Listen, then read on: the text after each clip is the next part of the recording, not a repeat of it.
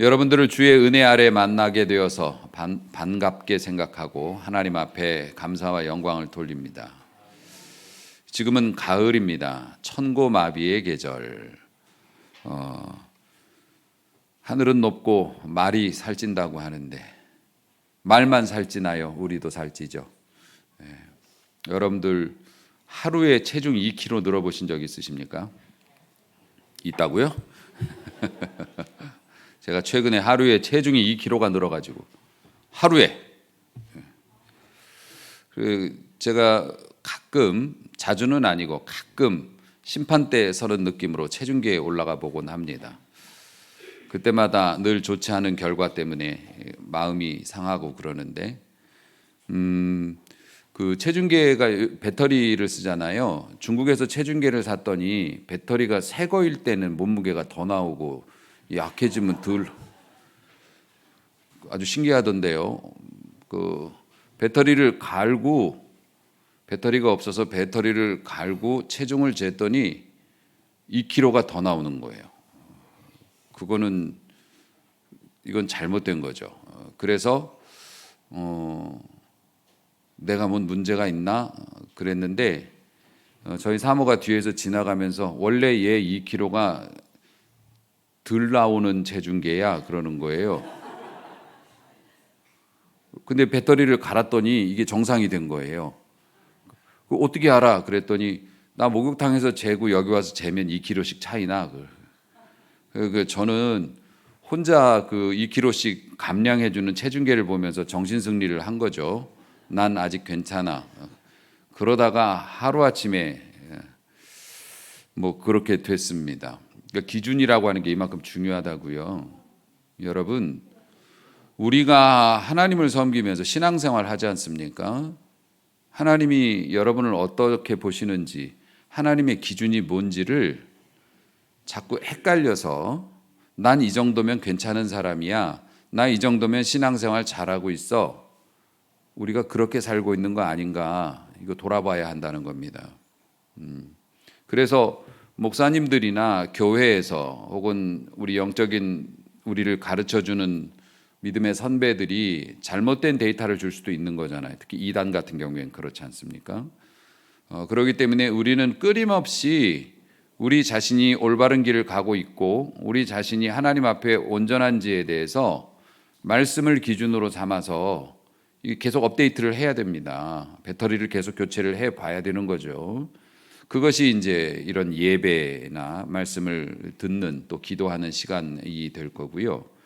그래서 오늘 여러분들 하나님을 아는 지식이 굉장히 중요하는데 오늘 이 예배에 나오신 것을 다시 한번 축하를 드리고, 특별히 오늘 잔칫날이잖아요. 지금 사실 여러분들은 빨리 이 예배가 끝나고 지금 바자회를 하고 싶다, 바자회 지금 바쁘다 그러고 있으실 텐데, 어쨌든 오늘 말씀을 통해서 여러분들이 하나님을 아는 새로운 지식이 여러분에게 있어지기를 원하고, 여러분의 삶이 하나님의 축복으로 방향이 제대로 잡히는 그런 역사가 나타나기를 주의 이름으로 축복합니다.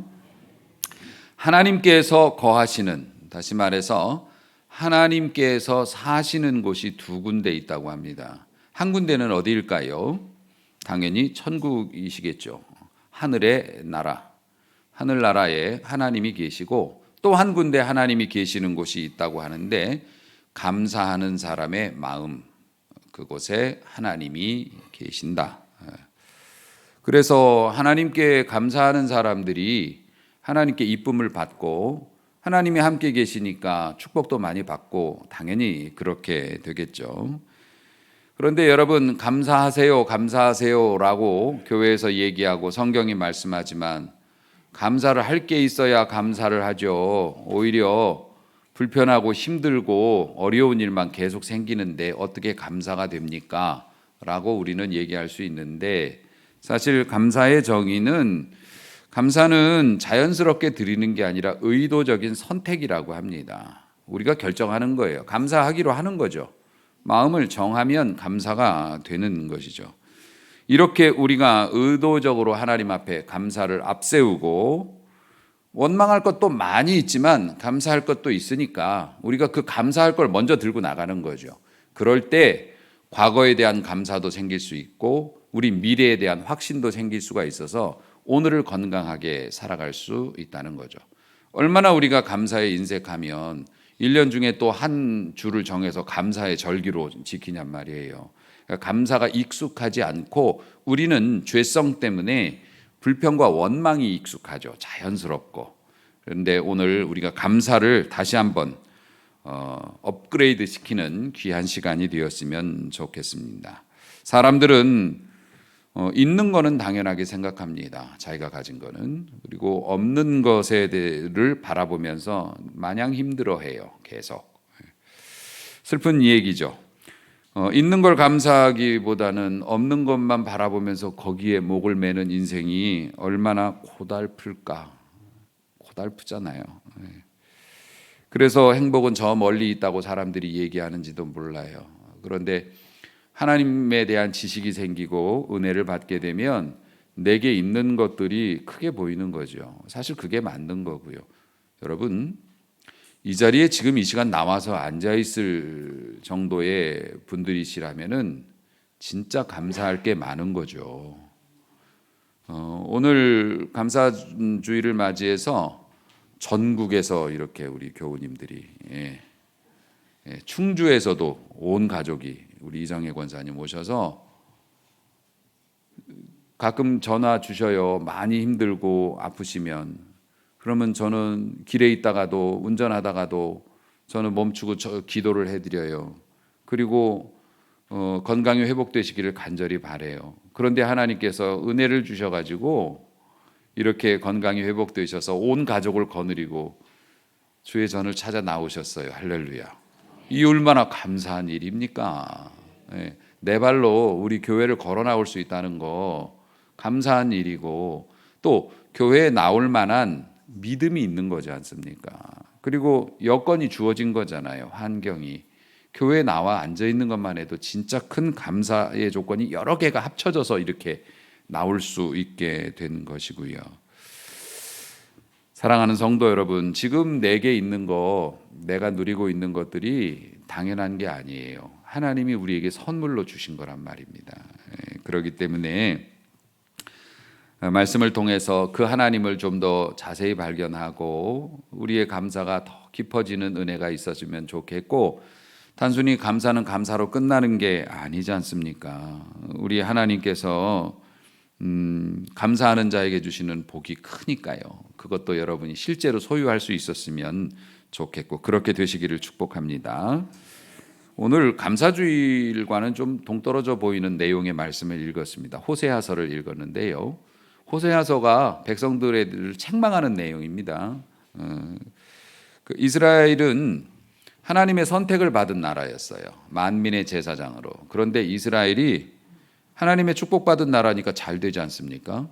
옛날에도 잘 됐고 뭐 전쟁으로 폐허가 된 적도 있지만 뭐 지금도 잘 살고 있고 옛날에도 나라가 엄청나게 부강해졌어요. 다 하나님이 복으로 주셨어요. 그런데 부강해지자마자 하나님을 잊어버렸습니다. 그리고 하나님을 제껴놓고 바알 우상, 그냥 세속이라고 보시면 됩니다. 세속의 우상을 섬기는 일에 정신이 팔려 있습니다. 그러니까 이 보면은 하나님을 안 믿는 게 아닙니다. 하나님을 안 믿는 게 아니라 하나님은 백업으로 이렇게 뒤로 밀어놓고 급하면 꺼내 쓰려고. 나 교회 다녀 하나님 믿는 사람이야. 하지만 뒤로 밀어놔요. 뒷방에다 넣어놓고 지금 나가서 지금 신상, 좋은 것들, 내게 지금 빨리 줄 수 있는 신들을 찾아 섬기는 겁니다. 그래서 바알과 바알의 방식을 추종해요. 어느 나라가 하나님의 선택받은 이스라엘 백성이 그랬다는 겁니다. 이 백성들을 향해서 하나님이 탄식하셨어요. 이 땅에는 진실도 없고 사랑도 없고 나를, 다시 말해서 하나님을 아는 지식이 없다. 오직 저주와 거짓말과 살인과 도둑질과 간음뿐이고 폭력과 살인이 그칠 날이 없다. 여러분, 이 세상이 그렇지 않습니까? 그치지를 않습니다. 그래서 호세아 4장 6절에 보면 내 백성이 지식이 없어서 망하는도다. 요즘 시험 보는 철이지 않습니까? 사람들이, 아이들이 지식을 쌓기 위해서 불철주야 노력을 합니다. 요즘엔 이런 말도 함부로 못 쓰겠어. 못 알아듣는 애들이 많아가지고. 예. 천고마비, 그럼 뭐가 마비됐대? 뭐 이러니까. 예. 불철주야 노력을 합니다. 그렇게 애쓰는 그 지식이 아니에요. 하나님이 말씀하시는 지식이. 하나님을 아는 지식. 그 지식이 없어서 백성들이 돈도 잘 벌고 힘도 센데 망한다 이거예요. 결국 망하게 된다는 겁니다. 그들은 번성할수록 내게 범죄한다. 하나님이 그렇게 말씀하셨어요. 근데 그 번성을 누가 주시냐 말이에요. 하나님이 주시는데 하나님이 좋은 거 주시면 주실수록 나쁜 애가 돼가는 겁니다. 내가 그들의 영화를 변하여 유혹이 되게 하리라. 그들이 쌓아놓은 것이 부담이 되고 짐이 되고 죄가 되게 만드신다는 겁니다. 그러니까 이런 큰 죄를 짓는 사람들 앞날에 뭐가 있겠어요? 하나님의 심판밖에 남은 게 없죠. 그런데 놀랍게도 하나님의 공의의 심판을 피할 길이 없는 백성들에게 호세아 선지자를 통해서 하나님께서 또 죄송스러운 말씀이지만 속도 없으시지 돌아오라고 말씀하십니다. 우리를 찢으셨지만은 그게 끝이 아니다. 도로 낫게 해주실 것이라고. 그러니까 우리를 때리셨지만은 싸매어 주실 거니까 고난 속에 아픔 속에 고통 속에 있을지라도 다시 돌아가자. 그럼 하나님이 받아주신다. 이 메시지를 주셨다는 겁니다. 사랑하는 성도 여러분, 로마서 1장 18절서부터의 말씀에 사람들의 어리석음이 나와요. 하나님의 진노가 불의로 진리를 막는 모든 경건치 않음과 불의에 대하여 하늘로조차 나타나니, 다시 말해서 하나님 앞에서 못된 죄 짓고 사는 사람들한테 하나님이 벌을 주신다 이 얘기입니다. 하나님이 벌을 주시는데 그 벌 받을 이유가 뭐냐면은 이는 하나님을 알만한 것이 저희 속에 보임이라. 다시 말해서 나 하나님 모르고 하나님이 이런 분인지 모르고 나는 죄를 졌어요. 난 이게 당연한 건 줄 알았어요. 이런 말 못한다는 거예요. 왜냐하면 이미 하나님께서 이것을 저희에게 보이셨다.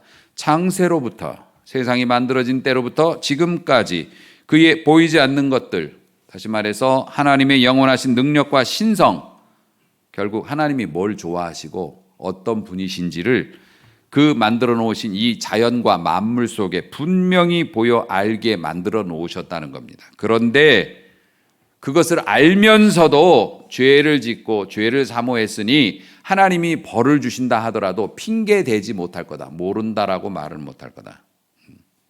하나님께서 우리들을 이렇게 잘 알고 계신다는 거예요. 그래서 하나님을 아는데 하나님을 영화롭게 하지 않아요. 감사도 안 하고 오히려 그 생각이 허망해졌어요. 생각이 썩어버렸습니다. 미련해져서 마음이 어두워져서 스스로 똑똑하다고 하는데 멍청이에요. 우둔하게 되었다. 썩어지지 아니하는 하나님의 영광, 영원하게 빛나는 하나님의 고귀한 가치를 썩어질 사람과 짐승과 벌레의 형상의 우상으로 바꿨다. 우리 인간들이 똑똑해지고 잘 사니까 나타나는 모습이 그런 거라는 겁니다. 절대로 핑계대지 못할 거다. 난 교회 안 다녀서 몰랐어요. 이런 말 못한다. 하나님께서 창세전부터 지으신 모든 자연과 만물의 섭리 속에 하나님의 신성과 능력과 하나님이 무엇을 원하시는지 우리의 양심을 통해서도 다 기록이 되어져 있기 때문에 저는 교회 안 다녀서 몰랐는데요. 이런 소리 못한다. 사람들은 하나님이 주신 좋은 것을 썩어져 버릴 것과 맞바꾸었다. 결국 이런 것들이 뭡니까? 문제지 않습니까? 우리가 교회 다닌다고 해서 여기서 자유로울 수는 없다는 거죠. 그래서 결국 우리가 무엇이 필요한가? 하나님을 아는 지식이 필요하다는 겁니다. 오늘 본문의 말씀에도 보면 6절에 나는 인애를 원하고 제사를 원치 않는다. 우리가 예배 드리는 것보다 다른 사람에게 착하게 대해주는 것을 하나님이 더 좋아라 하신다. 그리고 번제 드리는 거, 번제는 짐승을 불에 태워서 하나도 남김없이, 구약의 제사는 짐승을 잡아가지고 제사를 바치지 않습니까? 그러면은 일정 부분만 제사장에게 돌리고 나머지는 집으로 가져가요. 그런데 번제는 뭐냐면 남김없이 다 태워서 바치는 거예요. 그러니까 큰 헌신이라고 볼 수 있죠. 그런 번제 드리는 것보다 하나님을 아는 것, 너희들이 내가 누구인지를 제대로 이해하는 것을 나는 더 좋아라 한단다. 너희들이 바치는 돈보다 하나님이 어떤 분이신지를 너희들이 깨닫는 것을 볼 때 내가 더 기뻐. 이렇게 하나님이 말씀해 주신다는 겁니다. 그러니까 이게 지식이라는 게 굉장히 중요하지 않습니까? 여러분 언어가 통하지 않는 나라에 요즘 해외 많이 다니니까요. 가면 답답하죠. 아예 생판 말이 안 통하는 나라들도 있지 않습니까? 뭐 영어권을 아예 벗어나 버린다든가 뭐 그런데 가버리면 그러니까 러시아 같은데 갔을 때도 이제 그런 경험이 있는데 그분들도 영어도 몰라. 그러니까 러시아 말만 해요. 우린 러시아 말을 하나도 몰라요. 그러니까 정말 깜깜절벽이죠. 그런데 만약에 여러분들이 가족들과 함께 모스크바 같은데 그런데 아니면 뭐 저 사할린 막 이런 데 가서 던져졌어요. 주변엔 한국말 하는 사람도 없어요. 그런데 여러분 가족들하고 먹고 살아야 됩니다. 추운데 따뜻한 데서 잠자리를 가져야 돼요. 그리고 여러분 나가서 벌어가지고 자식들과 가족들을 먹여 살려야 되는 그런 위치에 있는데 여러분이 던져졌어요. 그곳에. 날이 밝기가 무서울 거예요. 말이 안 통하지 않습니까? 언어를 모른다? 참 무참한 일이죠. 그런 삶 속에서 던져져서 살아가야 한다? 황당한 일입니다. 마찬가지로 우리가 이 세상을 살면서 어려서부터 이 세상에서 말도 배우고 사람들과의 관계도 쌓고 직업도 갖고 뭐 학교도 다니고 이렇게 했습니다마는 사실 그건 너무 작은 거죠. 이 세상을 지으신 원래 창조자, 설계자이시고 창조주이신 그 하나님, 그 하나님에 대해서 무지해요. 몰라. 그러면 어떻게 돼요? 이 세상 속에서 살긴 살아야 되는데 하나님에 대한 지식이 없다면은 정말 언어를 모르는 채 살아야 되는 환경 속에 던져진 사람하고 똑같은 거란 말입니다. 그러면 어떻게 될까요? 하나님을 모르는 사람에게 세상은 고통스러운 장소가 됩니다. 그리고 삶은 실망스럽고 불안한 것이 돼요. 우리가 열심히 노력하죠. 친구들 만나서 놀기도 합니다. 여행도 가죠. 하지만 우리는 은근한 두려움을 가지고 살고 있어요. 이것이 언제까지 계속될 것인가. 그리고 우리는 옳다고 해서 선택을 합니다만 대실패를 하기도 합니다. 그리고 우리가 믿었던 사람들이나 믿었던 환경에 배신을 당하기도 합니다. 그런 일이 생기면은 멘탈이 나가게 됩니다. 내가 알던 세상이 아닌 거예요. 그래서 어떻게 해요? 하나님에 대한 지식이 온전한 지식이 없으면 우리는 사는 동안 내내 비틀거려요. 이쪽이 맞나? 저쪽이 맞나? 그리고 주저주저합니다. 그러니까 여러분 요즘 젊은 첨단은 달리는 젊은 친구들도 점 보는 거 되게 좋아하고 인간이 그렇지 않습니까? 미래에 대한 불안감과 확신이 없기 때문에 계속 비틀거려요. 여긴가? 저긴가?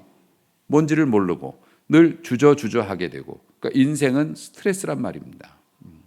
말이 통하지 않는 사람에게 말을 붙여서 뭔가를 이루어내야 한다고 생각하면 여러분들 마음이 어떻겠습니까?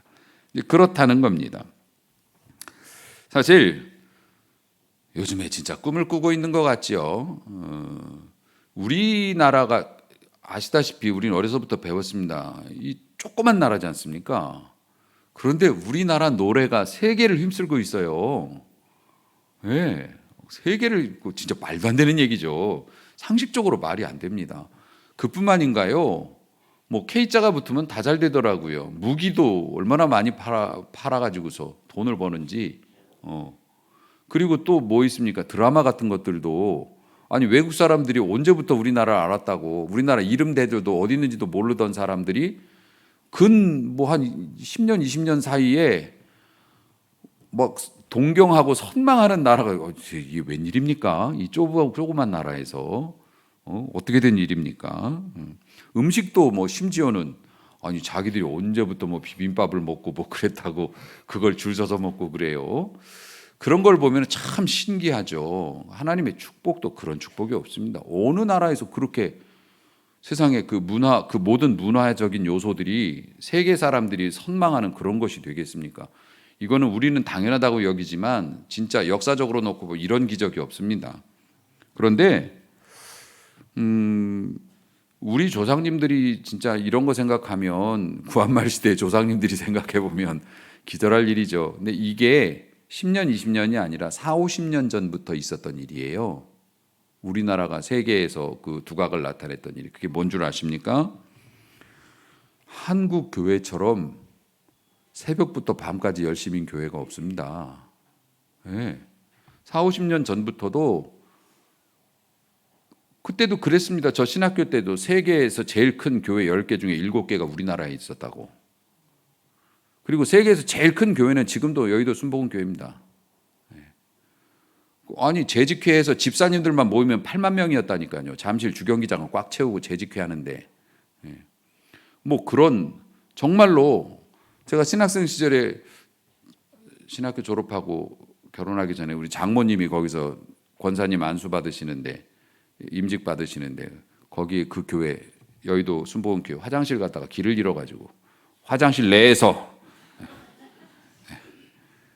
어마어마하죠 교회가. 그러니까 우리나라처럼 대형 교회가 이 좁은 땅에 빡빡한 교회가 없고요. 몇만 명씩 하는 교회가 서울에만 지금 몇 개입니까? 어마어마하죠. 그런데 우리나라 교회 위상은 어때요?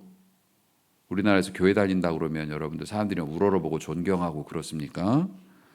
아니요. 부지런히 움직이고 지금도 대형 교회에서 수많은 분들이 모여서 있고 그렇습니다만은 사람들만 보이고 하나님의 은혜의 역사가 별로 나타나지 않는 것 같은 느낌이 들어요. 그래서 불신자는 물론이고 우리 믿는 사람들도 삶을 비틀거려요. 아, 이게 맞는 건가 틀린 건가. 그리고 주저주저합니다. 왜 그럴까? 그렇게 되면 인생을 낭비할 위험이 많은데 하나님을 아는 지식이 없어서 그래요. 그래가지고 우리나라 교회에서 성경 공부 얼마나 또 열심히 합니까? 우리는 하면 끝판왕이잖아요. 정말 저도 신학 공부를 거의 10년 가까이 했습니다만은 성도님들 이렇게 교회에서 신학 과정 개설하는 거 보면 신학교 강의실에서나 들을 법한 강의들을 여러 개 하고 있어요. 뭐 조직 신학부터 시작해서 어마어마합니다. 큰 교회에서는 더 고차원의 막 강의들 교수님이 와가지고서 막 강의를 해줍니다. 근데 왜 이렇게 깍쟁이래요? 그런 강의를 다 들었는데. 사랑하는 성도 여러분, 우리가 하나님을 아는 지식에 있어서 문제가 있어요. 그러면은 하나님을 알기 위해서 고차원의 성경 공부를 해야 하냐? 아니라고요. 하나님이 어떤 분이신지를 아는 거는 글을 몰라도 알 수 있다고요. 그런데 우리가 공부를 더 많이 해서 알아내려고 하는 게 사실 문제죠. 하나님이 말씀하시지 않습니까? 4절 말씀 보세요. 내가 너에게 어떻게 했으면 좋겠냐? 어떻게 해줄까? 너희의 인애라는 건 다른 사람들을 사랑하는 우리의 이쁜 모습이 아침 구름이나 쉬 없어지는 이슬 같도다. 너무 야박하다, 얄팍하다. 잠깐 좀 이쁜 모습 보이다가 아침에 이렇게 해 뜨고 나면 이슬이 없어지듯이 보면 없어졌어요. 또 옛날로 돌아가서 인상 팍 쓰고 있어요. 여러분, 하나님께서 우리에게 원하시는 게 걸 아는 게 지식이지 않습니까? 그게 고차원적인 게 아니에요. 좀 착하게 사세요. 우리 믿는 사람이 조금 더 양보하고 좀 내 마음에 안 들어도 참아주고 배려해 주는 거예요. 사랑하는 성도 여러분, 나는 인애를 원해. 너희들이 예배 드리는 것보다. 그게 하나님을 아는 지식인 거예요. 그리고 또 하나 있어요. 3절 보면 여호와를 알자. 힘써 여호와를 알아야 한다. 그래야 산다. 비틀거리지 않고 머뭇거리지 않고 인생 낭비하지 않는다. 그는 어떤 분이냐? 그의 나타나심은 새벽빛같이 어김이 없다. 아무리 어둡고 힘들고 고난이어도 시간 되면 해가 뜹니다. 하나님은 그런 분이다. 그러니까 절망하지 마세요. 감사할 조건이 없어도 낙담하지 마세요. 포기하지 마세요. 하나님은 그런 분이라는 지식이 없으니까 우리가 불안하고 비틀거리고 두려우고 주저하는 겁니다. 그리고 땅을 적시는 늦은 비같이 비가 늦게 온답니다. 이른 비도 있고 늦은 비도 있죠. 와, 끝난 것 같아. 이제는 안 올 것 같아요. 어김없이 옵니다. 아무리 날씨가 어떻고 무슨 뭐 가뭄이고 홍수고 뭐 이런 것들이 있지만은 결국에 우리 그동안 살아온 거 보세요. 농사 짓는 사람 다 농사 지어서 그걸로 먹고 살고 잘 지냈고 우리들도 다 유지되고 운영되고 해서 했어요. 사업이 된다 안 된다 무슨 뭐가 있다 없다 고난이 있다 없다 하지만은 결국 보면 하나님께서 이른 비가 됐던 늦은 비가 됐던 다 챙겨 주신다. 아멘. 그거 믿고 하나님 백성답게 작은 것에 신앙 팔아먹지 말고, 작은 것에 가족들과의 관계 깨지 말고 인내하면서 참으면서 하나님 앞에 인애를 보이는 거예요. 사랑하는 것을 보이는 겁니다. 그뿐만 아니라 우리가 감사해야 될 큰 이유가 하나 있어요. 하나님께서는 이렇게 심판의 경고를 하지만 늘 하나님은 기다려주세요. 솔직히 말해서 이 자리에 있는 우리 모두가 하나님 앞에 잘못한 대로 바로 심판받았으면 이 자리에 온전히 남아있을 사람 아무도 없습니다. 기다려주고 계시는 거예요. 니느웨 성에 있던 요나서에 보면 니느웨 성에 아주 얼마나 못돼 처먹었는지 죄송합니다. 설교 시간에 그렇게 말해도 부족해. 니느웨 전체가 아주 악한 도시여서 하나님이 심판하신다고 요나를 보내가지고 경고 메시지를 3일 동안 전했어요. 그랬더니 아니 이 사람들이 정신이 나갔는지 막 돌이켜서 회개하고 난리가 났어요. 다 그런 건 아니지만 어쨌든 높은 사람부터 막 회개하고 난리가 났답니다. 그래가지고 니느웨의 원수였던 이스라엘이 원수 나라니까 당연히 멸망당할 줄 알고 요나는 가서 신나게 전했는데 이 사람들이 회개하니까 요나가 뿔이 났어요. 그래가지고 하나님한테 뚱 해가지고서 고개를 돌리고 앉아 있었습니다. 너 왜 화났냐? 제 생각에는 바로 불배랑 내려서 멸망될 줄 알았는데 하나님 뭐 안 하신다고 뭐 그런 식으로 말씀하시면 이건 섭하죠. 요나가 그러니까 하나님이 이런 말씀을 주십니다. 저 성에 있는 생축, 가축들이죠. 그리고 좌우를 분별을 못해요. 애가 어리니까 이게 오른쪽인지 왼쪽인지를 몰라요. 아주 어린 애들. 이 12만 명이다. 걔들 불쌍해서 그런다. 하나님이 그러셨어요. 네가 그늘을 만들어 주었던 박넝쿨이 하루아침에 벌레가 먹어갖고 죽으니까 막 요나가 막 뚜껑이 열려가지고 막 나 지금 죽어버리겠다고 막 이래요.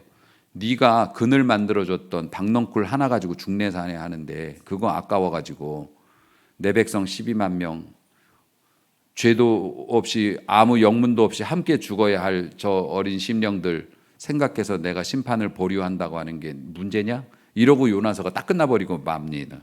하나님의 마음이 그러신 거예요. 사랑하는 성도 여러분, 오늘 감사주일이지 않습니까? 막 감사의 조건을 꺼내자 그래요. 그래가지고 막 건강부터 시작해서 목사님이 막 얘기하면서 이래도 감사하네. 백날 소용없는 소리래요. 왜냐하면 우리의 마음에는 그런 건 당연히 원래 있는 거고 남들도 누리는 건데 내가 이번에 원했던 거 잘 안 됐잖아. 그래서 난 감사 못해. 하는 척은 하겠지만 사실 그거면 끝나는 거 아닙니까? 그런데 여러분 진짜 감사해야 될 게 뭐냐면 얻어서 감사하는 것도 있지만은 아직 기회가 남아 있는 것에 감사를 하세요.